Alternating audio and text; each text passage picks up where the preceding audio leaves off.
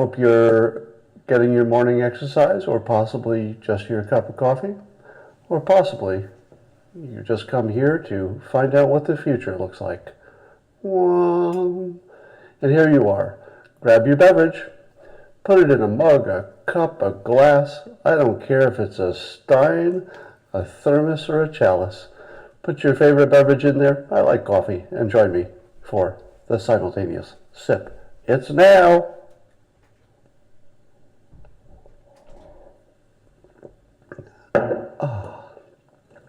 Speaking of coffee, do you know what Howard Schultz's biggest political advantage is?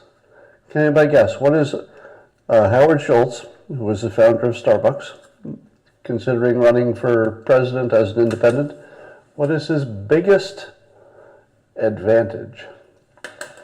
The answer is coffee. Now, I will be the only person to tell you this, but I think you know it's true, partly because you watch these periscopes and you have noticed that I have intentionally used the association with coffee, which people like, to make them think, coffee. Coffee with Scott Adams. I like coffee. Maybe I like him too. So there's a crossover effect. Our impressions of one thing can bleed over to anything that's associated, and the positive association can be transferred. I do that intentionally, and you know it. I tell you that, so it's not any secret. And it still works. A lot of people tell me how addicted they are to coffee with Scott Adams, and a lot of that is just the coffee and the association. It's not so much what I'm doing. It makes it positive. So, Howard Schultz has this enormous persuasion advantage, because when you think of him, you think of coffee. And do you know what coffee does to you? Makes you feel good. It's a really big advantage. Now, is it enough? Is it enough of an advantage that he could win the presidency? I don't think so. I think the teams are too set in their ways. People just don't like to change teams. And as others who are smarter have pointed out, there really are no such thing as independents. There are only people who say they're independents but then always vote the same way. So there's no real such thing as some group of unserved people who really wish somebody else would run in the middle. It's not a thing. But if you haven't seen my tweet of the heckler who called out to Howard Schultz at an event recently, you have to play it somewhere where nobody is listening, because there's a bad word in there. But it's the funniest heckler. It's the best heckling you've ever seen. All right. Let's talk about Kamala Harris. Have you noticed that she has a creepy laugh? Has anybody noticed that? I saw two people independently, without seeing each other's comment, respond to her demeanor as creepy. One comment was that her laugh was creepy, and then another one, just something about her demeanor was creepy. And here's one of the things that I've tried to teach you about assigning nicknames. People have been trying to come up with clever nicknames for her, as if they're inventing their own kill shots. Here's the trick that everybody gets wrong. People are trying to use something about the name to make it sound clever with a name, like Cold Kamala, or something about her, thing with Willie Brown. None of those are effective. And the reason they're not effective is that they're just sort of surfacey comparisons that sound interesting with her name. There's nothing that connects. It's just sort of surfacey. So what you want to look for is something that people already believe about the candidate, all right? I'm going to have to say that twice because it's so important. You have to start with what people are already feeling. If you don't start with that, it doesn't matter what the nickname is. So the reason that Crooked Hillary worked is because you already had that feeling that there was something there. You didn't know what it was. She hasn't been prosecuted for anything, but it felt like there's something crooked there, and people felt that. So when that nickname was assigned, it fit. Same with Low Energy Jeb. As soon as you heard low energy, you thought to yourself, he does look low energy. It just fit the person. So if, shit. I'm going to have to change my, here we go, power source. So having seen now two independent people refer to her as creepy without being prompted, and having it match my own sense, when I watch her laugh, she's not a comfortable laugher. Have you noticed that? Her laugh is just sort of out of sync a little bit, like it's a nervous or a creepy laugh. I don't know exactly.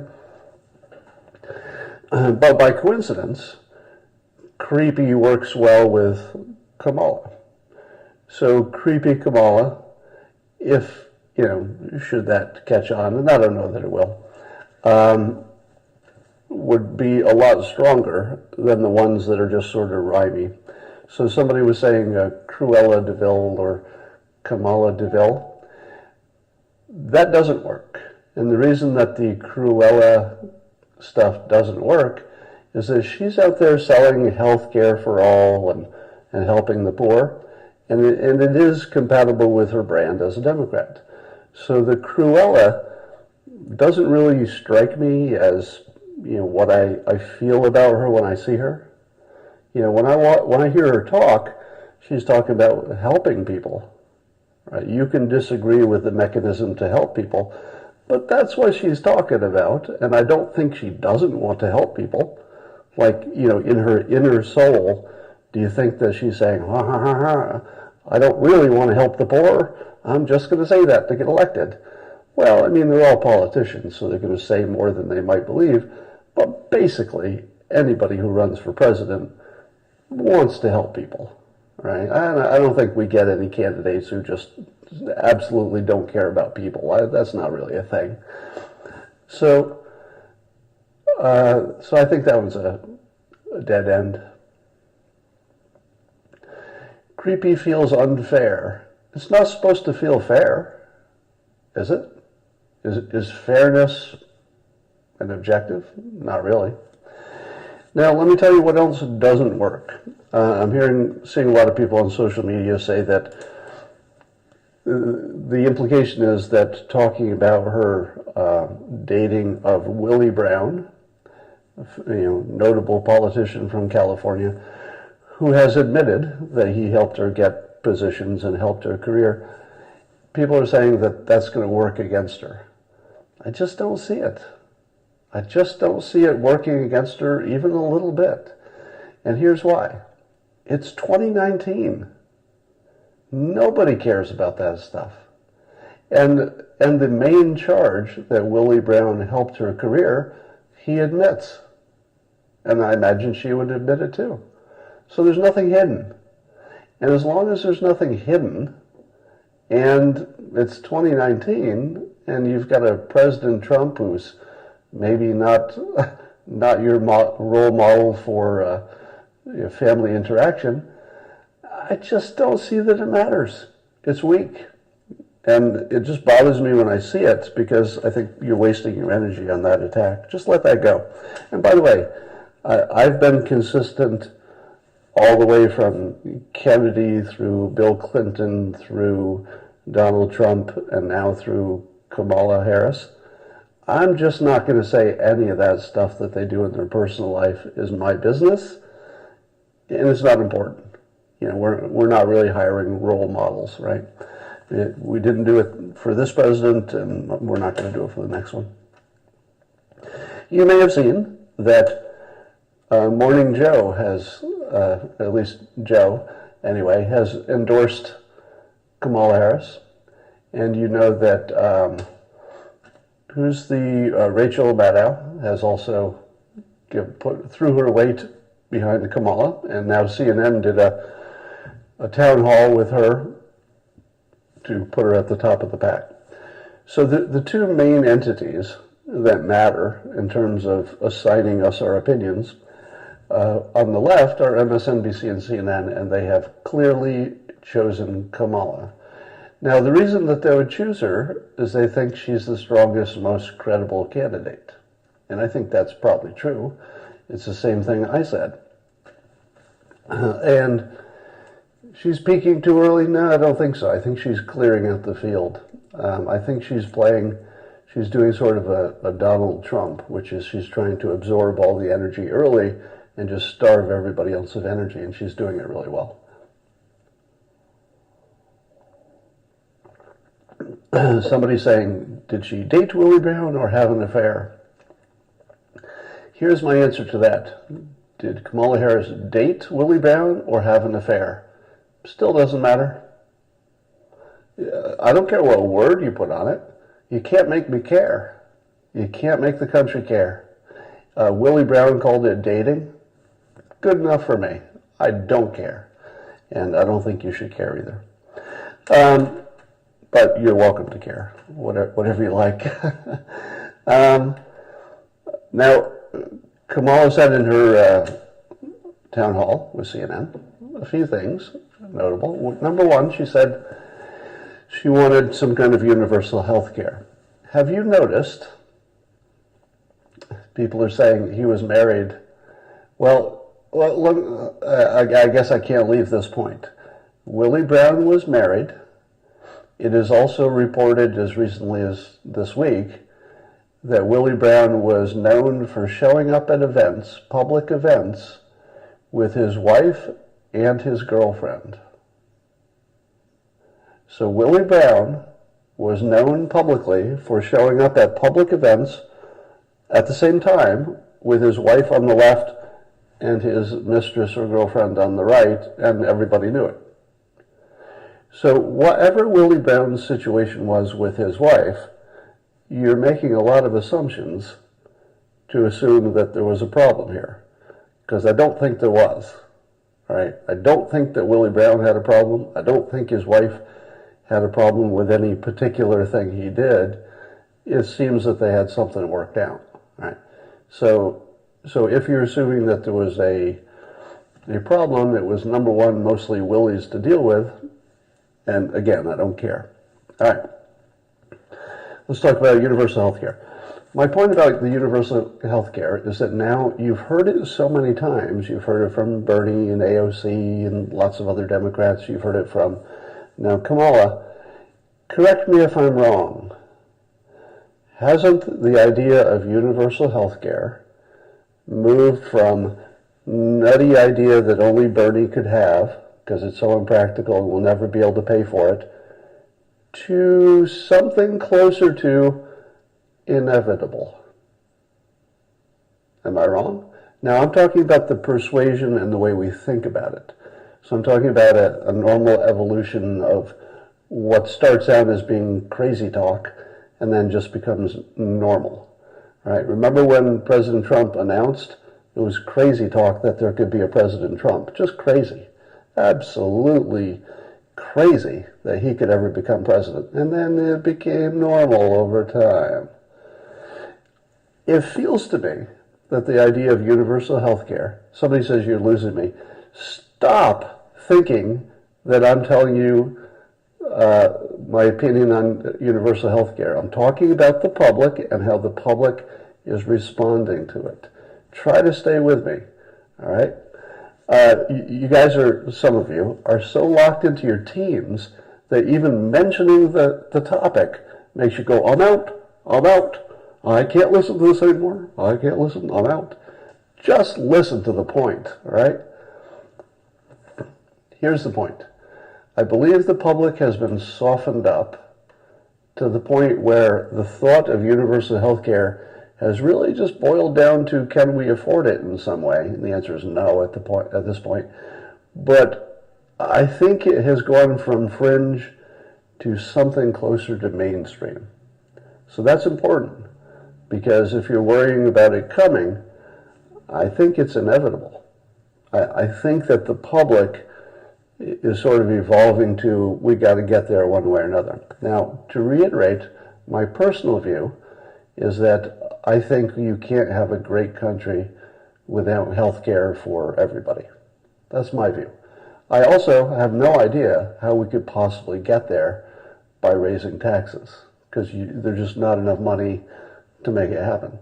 I do think we should make it a national objective to figure out how to get there, and to figure out how to do it without just raising taxes. And I think we could get there through innovation. I think we could get there through changing regulations and rules, maybe change the laws, maybe make things more competitive, maybe focus more on innovation, maybe try some things. But the goal would be to get a more competitive situation in which the market can do its thing and lower the price. If you lower the price enough, then maybe you can start talking about more people having it. So if you get two things right, the economy is just screaming, which it is now. Unemployment is very low, which it is now. So that helps a lot of people get health care right there. And then you've got to focus on bringing the cost down, at least for the things where that's possible. I'll talk more about that at some point, but there's just all kinds of stuff happening where the startups are targeting the high margin parts of healthcare. So within healthcare, there are things which are hugely profitable, and a lot of startups are looking at those things and say, well, I'm going to take a piece out of that by making the MRI that's cheaper, the EKG that's cheaper, etc. So we should see something along those lines. I'd like to see the Republicans package their health care, I won't call it a proposal, but a preference. Package it better and sell it better, as competition needs to get us there, not taxes. I'm going to give a shout out to President Obama. So ex-President Obama did something that was one of the smartest things you'll ever see, and I called it out when it happened, and I've called it in a few times, but I'd like to remind you of it. President Obama said in public, so this is not me reading his mind, he said this directly, that Obamacare was a bad plan, but it would, I'm paraphrasing, but he said it would essentially get the country a little bit pregnant on spreading health care, and once that happened, there would be no turning back. So in other words, President Obama said directly, Obamacare is a bad plan. He said that. He said it's a bad plan, but it almost certainly will get the country moving in a direction where they have to fix it. And they'll fix it while covering more people, because you just can't go backwards. It's one of those things where no politician can say, I have a plan to give people less health care. It's just political suicide. So here's the shout out. From a strategy and persuasion perspective, it was a brilliant play.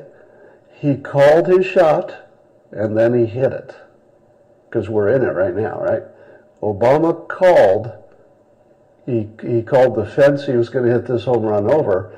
He hit it over and everybody called him a failure, because the thing he said was a bad plan and would fall was a bad plan.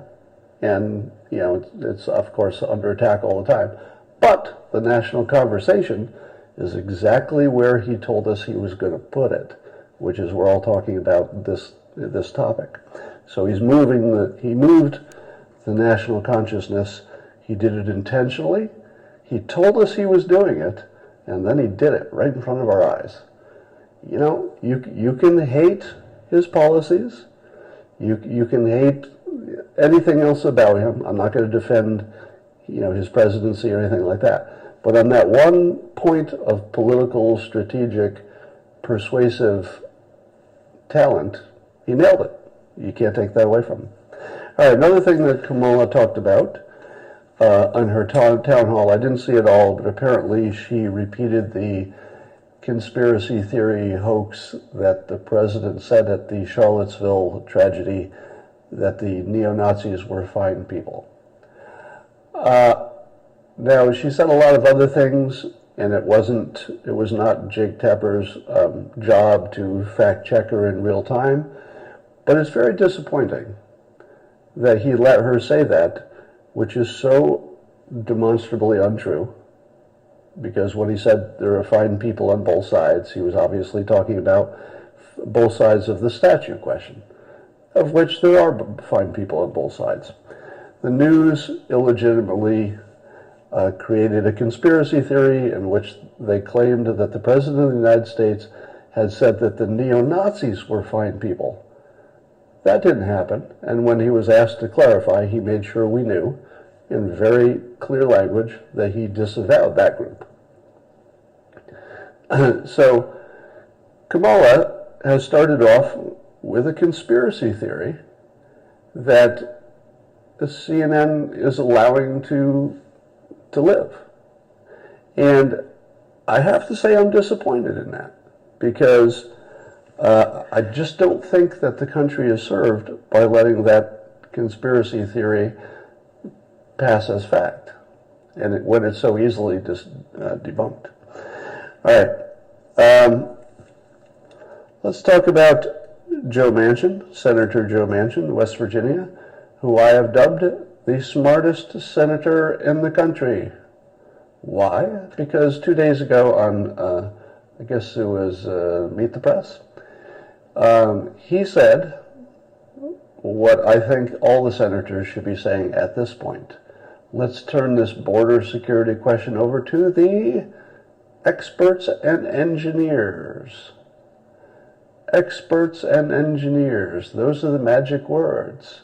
And that makes Joe Manchin the smartest senator in the country, smartest politician in the country, because he went on television and said the words that can solve the problem.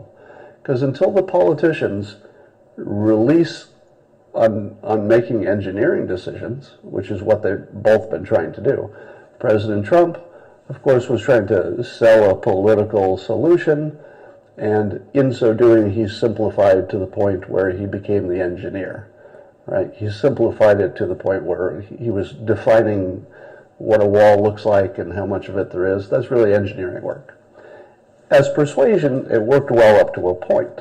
But once you get down to getting in the room and trying to actually come up with a budget, trying to come up with a specific idea, which is what the working team is doing, you have to defer to the experts and the engineers.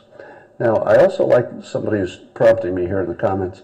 I love the phrase smart wall, because if you think about it, that's far better than my solution. I had suggested long ago that instead of calling it a fence or a wall, you call it a wence, and then everybody wins. But wence is like an ugly word, and didn't really catch on. But the two words smart wall, that kind of gets you there, doesn't it? Because who doesn't want a smart wall? It has wall in there, so you could say, well, I got a wall. It's a smart one. And who's going to say that an electronic defense mechanism isn't a smart wall? Well, it kind of is. So you want to give both sides the ability to say they got what they wanted when it seemed like they wanted different things, but they never really did.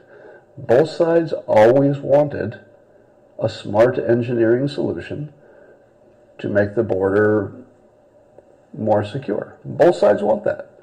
And calling it a smart wall is a pretty good way to get there, because those words are, they're good words. Smart and wall are both good words. They work well together. They're catchy. I think it's a good solution. So Joe Manchin, smartest senator in the country right now. All right. I wanted to give you an example of what I've been talking about for political topics in general, but I'm going to use climate change as my example. Now, if you've been watching me for a while, you know that I've been doing kind of a deep dive on climate science versus the skeptics, and trying to figure out who has the advantage here, or to see if I can do something like my own research and get to the bottom of it. Here's what I've discovered. Now, my opinion on climate science is always subject to change, so I've sort of evolved. Here's my bottom line based on everything I can learn about climate science. Number one, both sides are dealing with BS. So it was easy for you to take any side and say, oh, I'm a skeptic or I'm a believer, and then you'd say, to support my side, I'm going to point out all of the BS happening on the other side. It turns out it's really easy because both sides have a really big chunk of completely ridiculous claims. Now, one of those sides is also right. I don't know which one, but one of those sides has the right answer. But both of them are, let's say they're trying to market their views with things that are so transparently ridiculous that they do come off as hoaxes. All right? So climate science, the way it's marketed, now I'm not talking about the science, I'm talking about the way it's marketed to the public, looks like a hoax to me. It's just complete BS, and I'll talk about that specifically. But the skeptics, who are trying to market essentially their view that none of this climate science is real, they're pretty, they're pretty unconvincing most of the time. Now again, there are lots of different skeptics, so I'm not saying that they're all equal in their BS. But here's my take. The science of climate science, if you count just the chemistry and the physics of it, feels like that could be pretty solid. That's not a final answer, but if you were going to believe the consensus of scientists on the scientific stuff, the stuff that we've known since the 1800s, we know that CO2 can cause warming, etc., the basics of it, that's probably pretty solid. I could change my mind someday, but so far, that feels solid. Here's what's not solid. In order for the scientists to sell their vision of a dangerous warming world, they use these models. The models, just the models, now I'm not talking about climate science in general, I'm not talking about the science of it, I'm just talking about the models, are such transparently ridiculous that it makes the science look fake as well. But probably, this is a preliminary opinion, I could change this later, preliminarily, it's probably well-meaning scientists who in general have the right idea, but they don't know how to sell it to the public. And so they thought, well, if we put it in these models and we show them what's going to happen, and then we calculate what's going to happen in 80 years, now we've got a marketing hat on our science, and we could take the marketing part to the public, because they don't understand the science. We'll keep it simple. We'll just draw a picture, a little hockey stick here, right? Unfortunately, the marketing of it is so ridiculous and so unconvincing, and there have been predictions that were way off, etc., that it's not credible to the public, or at least to a big part of the public. Likewise, there are many skeptics saying ridiculous things, such as the climate scientists forgot to include the sun. Okay, when you hear people say, I think all the scientists in the world who are studying the climate forgot to include the effects of the sun, that's not credible. I don't really need to dig too deep to find out that that didn't happen. But here's my point. If you're trying to do your own research on this topic or any other complicated topic, here's the well that you're going to fall into. You'll start at the top with a skeptical claim. I'll use climate science again as my example, but this would apply to gun control and lots of other complicated topics. You'll start with a claim that you understand. Let's say the claim is the ice is melting, so therefore the planet's getting warm. And you say to yourself, I understand that. I understand that if the Earth is getting warm, the ice would melt, and then the scientists say we're measuring the ice and it's melting. I get that. That's a solid, persuasive argument. And then you go to the skeptic, and the skeptic says, no, they measured that all wrong. They measured that wrong. Measured that wrong. and here's why. And then you read the skeptical argument, and you go, that's pretty convincing. Here's NASA's own information that says that there's more ice gaining than loss. And you say, gosh, I don't know what those scientists were saying. And then you go back to the scientists, and they say, no, the skeptics were looking in the wrong place. And then you go back to the skeptics, and they say, we weren't looking in the wrong place. Here's my link. And you go back to the scientists, and they say, yes, that's a link, but you left out this other link that shows. And you keep going down the well from claim to skeptic to claim to skeptic. And at every level, the last thing you read is persuasive. Until, here's the fun part, until you go down the well far enough that somebody says something you either can't check because you just don't have the resources, or you don't understand. And let me give you my best example. So I was arguing on Twitter the other day, and I was going down the well, from claim to skeptic to claim, and I want to read you something that somebody who knows a lot more about this than I do said. I won't even tell you who said it, because it doesn't matter if it's a skeptic or a scientist. So after I got far enough down the well, and I think, okay, I'm finally getting somewhere. Now I'm going to be able to make my own decisions based on my great research. I'll really know what's going on. And then I get this. The puzzle in Ice Age theory is how to get a powerful 100 kiloyear glaciation cycle when main orbital cycles are 41 kiloyears obliquity and 23 kiloyears precession with 100 kiloyears eccentricity cycle week. The Abe Ushi idea, building on Peltier's 1980s, isn't a problem. You got that, right? Does that clear everything up? You were probably confused before, but now I cleared everything up. This is every debate on climate science. It's also every debate on everything else complicated. You always get to the point when you go down the well of claim, skeptic, claim, skeptic, claim, skeptic. You always get to this. Something you could not possibly understand, or something you can't check, such as somebody changed some data and you're like, well, did they? How would I know? Right? And the same thing happens, let's take gun control. You start with a simple gun control claim. This country doesn't have guns and they have low crime. And you say to yourself, very convincing. There's a country that has gun control, very few people have guns, and they have low crime. Very convincing. And then the skeptic comes in and says, no, here's why they have low gun crimes. It has nothing to do with gun control.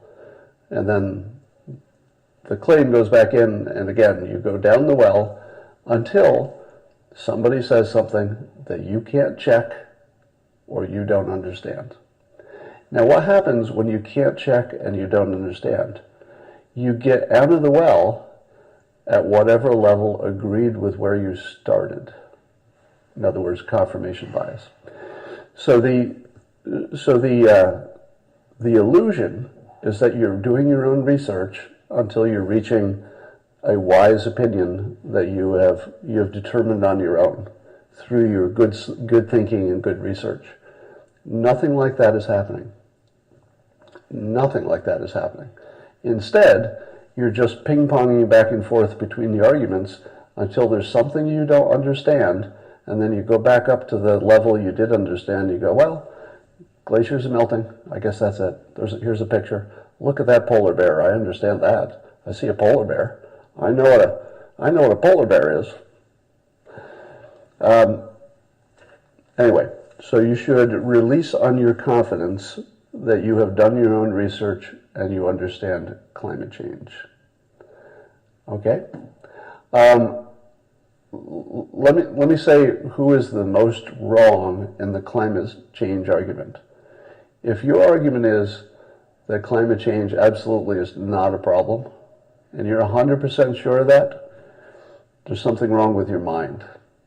You haven't done a good job. If you think it's probably not a problem, well, you might be thinking accurately, and you might be right.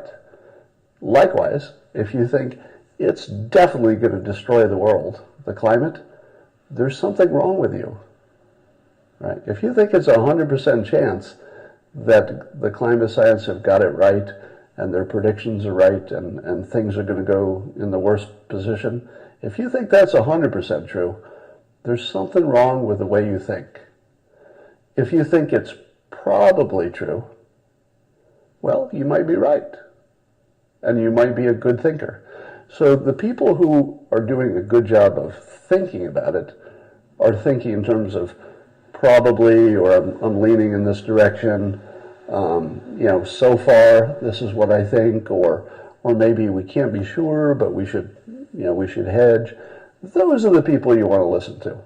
Anybody who says it's definitely not a problem and it's all a hoax, every bit of it, they're not credible players. Likewise, the people who say it's settled science, there's nothing else to say, and here's the important part, and we can predict what will happen and it's dire, you don't need to listen to them either. The two extremes are not, they're just not credible. The probability people are the ones you want to listen to. All right. What else is happening? Anything else happening? We should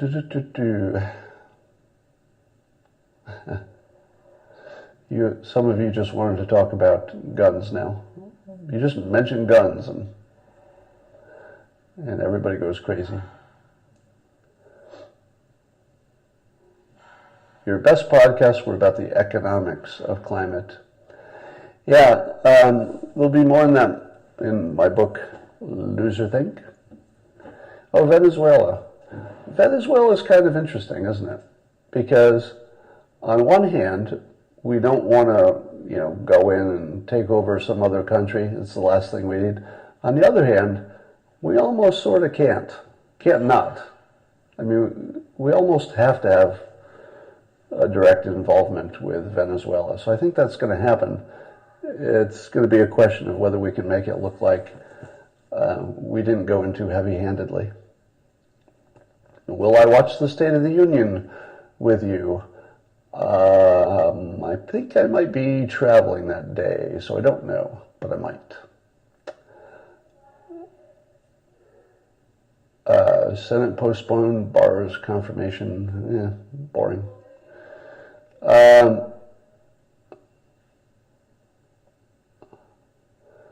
Carlos Hoyt, I don't know anything about that. Oh, you want to hear something really interesting that will change the world? Here's something that will change the world. Periscope is working on a split screen version. In other words, I will be able to, as I understand it, very soon be able to do these periscopes and have a guest. So I'll be able to have a guest expert that I can interview on Periscope from a different location. Now, if you think that I've been influential on anything up to this point, wait till you see what I can do with a split screen. That's going to be some fun, because because then I can get the climate scientist or the climate skeptic on and ask some questions, and it's going to be fun. You're going to learn some stuff. Yeah, I've done it. I've done the split. I've done it with like another device, but the quality is low, so it's really it's a different situation. All right. You may have noticed that if you're watching CNN last night, you saw that United Healthcare, I guess their insurance healthcare company, they have a way that you can talk to your doctor with a video call. So, but you have to be within their network to do that. My startup, Interface by WenHub, that's the name of the app, Interface by WenHub, you can just search for that on the app stores, has a product in which we'll be adding some doctors very soon. I've got a big announcement about that coming up. I'm just waiting for some details to get wrapped up. But we will be providing you a variety of doctors who are licensed in individual states, and I'll make a big deal about that. And this is part of what I was talking about technology lowering the cost of healthcare. Because if you had the interface app, once we get our doctors loaded on there, we're doing that right now.